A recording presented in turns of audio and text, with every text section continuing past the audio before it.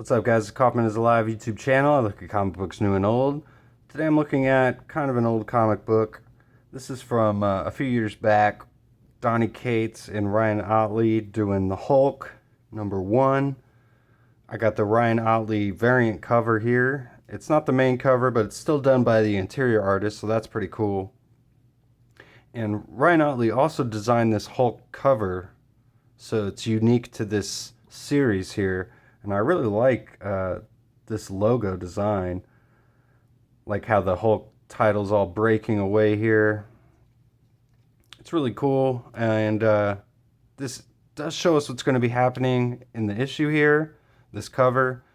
We got this new kind of Hulk design. He's got this brain-controlling device on his head that we find out was created by Bruce Banner to try and control the Hulk. And he's ripping apart all these Hulkbuster Iron Men here. So this is a $4.99 comic. Oh, it's a legacy issue number 768. So Marvel likes to renumber their issues back to #1, but they still keep the legacy numbers so that you can kind of keep the continuity of the main titles, which is, I don't know, it's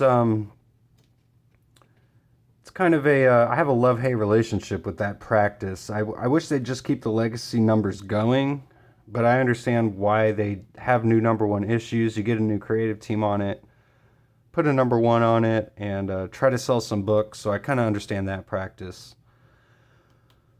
They got a kind of an interesting concept here they're trying to do with Hulk. It's hard to do new things with Hulk, and Donny Cates, the writer here, he's trying to separate Banner and Hulk, which is nothing new.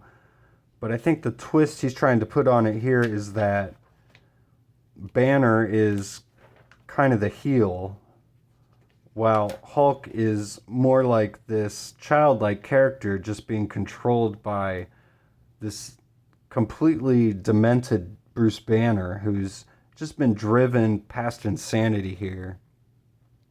So he's created this giant, like, mind cave where he resides, and he's controlling the Hulk through this, like I said, it's like this skull cap brain controlling device that he's put on top of the Hulk that he's created.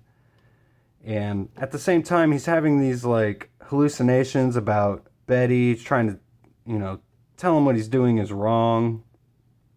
As we just see these images of the Hulk, like, smashing into this wall here.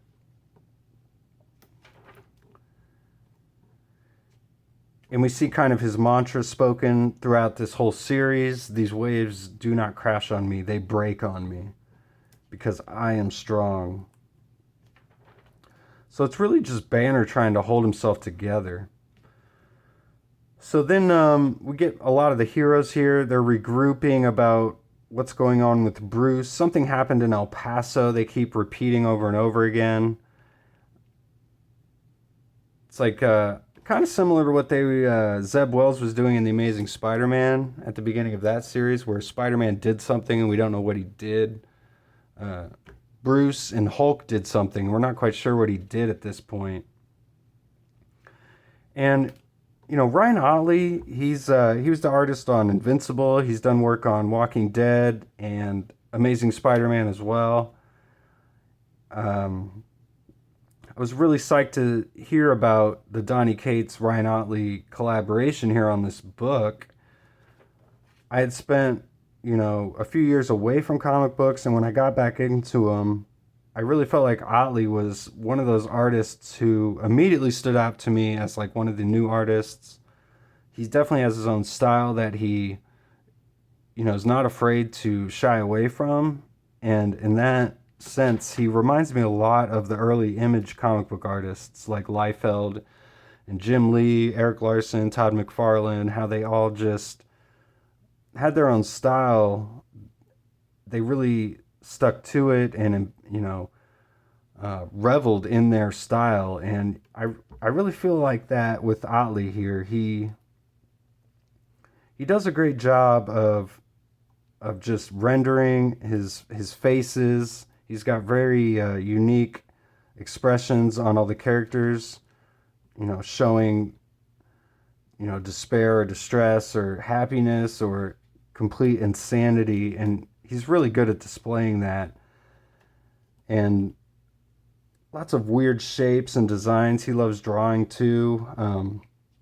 Like if you ever saw in Walking Dead, obviously lots of like bizarre shapes to form and, dismembered bodies. And same with Invincible, just the ultra violence. So we kind of get that a little bit here in this Hulk comic, although, this is Marvel, so I kind of felt like it would be toned down a bit. But as you can see in some of these pages, just he's really going kind of all out.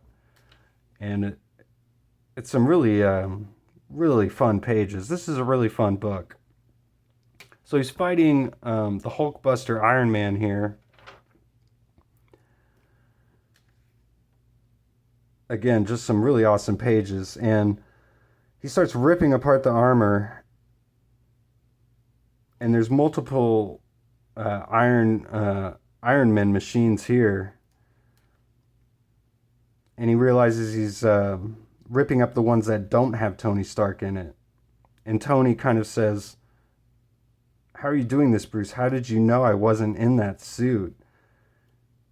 And Banner says, "I didn't. Thanks for the heads up." So then he starts targeting the actual Hulkbuster suit that has Tony in it. And he's basically going to kill him here. He's just going completely all out. We even see some like decapitated heads that got through editorial here. And he's just going all out on Stark.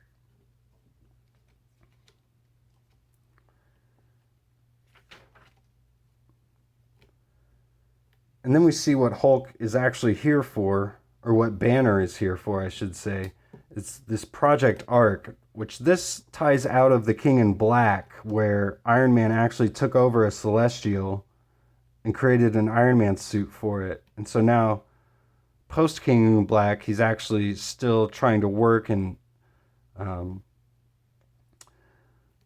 make it an even better suit. So Hulk's here to completely hijack it.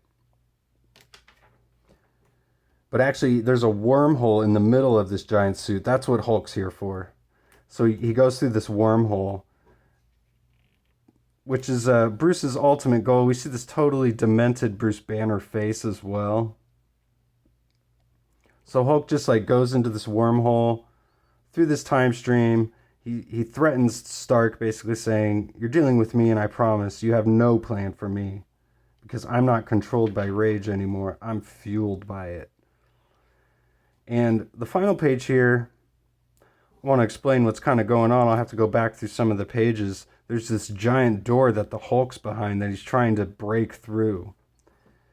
And we learned earlier in the comic that Banner's actually created this room that holds the Hulk. And whenever he wants to basically level up the Hulk, just make him keep getting stronger, he's sitting in this chair and he's pumping up the volume on this. It's like a danger room that he's in. So while Banner is in the consciousness of the actual Hulk, he's using the Hulk in this like danger room to be destroying all these things that powers up the actual Hulk body. So it's like a Hulk engine, essentially. So some kind of interesting concept stuff and awesome artwork in this book. So I was disappointed that we didn't get a longer run on this series. It only went about 13 or 14 issues.